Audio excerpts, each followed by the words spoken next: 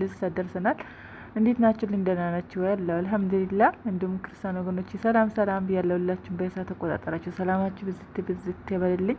አላህ ሱብሃነሁ ወተዓላ ሀገራችን ኢትዮጵያ ሰላም አድርግን፣ ሰላም መልስን።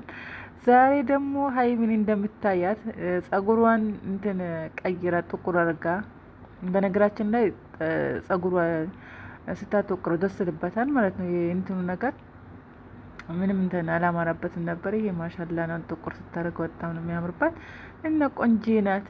በዚህ ቆንጆ ናት ደግሞ ቁም ነገር አላት። በጣም የምትጨነቅ ልጅ ናትና በልጅነቷ ሁሉ መሳቢ ናትና አላህ ይጨምርላት። ብሩኬ በነገራችን ላይ ደንግጧል። እንዴ ሀይሚናት እንዲያለ በመጀመሪያ ስትመጣ ማለት ነው። እሱ በዚህ አይነት አይደለም የጠበቃት። ያው ሊወጡ ሊዝናኑ ነበረ። እሷ ደግሞ ጭብርር ብላ የአዲስ አበባ አራዳዎች ሆነ መታለች። ያው አራዳ ማውልስ አንዳንዴም ስለሚያስፈልግ በተለይ አዲስ አበባዎች ታውቃላችሁ አይደል? እሷ አራድነቱ እንዴት ለምንድን ነው እንትን አለችኝ። ያው በነገራችን ላይ አምሮብሻል አራዳ ራሱ ሆነሽ። ዛሬ ዘና ፈታ እንበል እንስፈን። ሁሌ ጭንቀት ምን ያስፈልጋል ብላ ያው ተዘጋታ ነው የመጣችበት። እሱን ለማነዳት መቼም ወደ ኋላ አትልም ማለት ነው። ብሩኬ ለማናደን ለማስጨነቅ ወደ ኋላ አትልምና በጣም ነው የተመቸሽኝ። ግን እሱ አልወደደውም። ያው ወንድ ልጅ ታውቃላችሁ ይቀናል።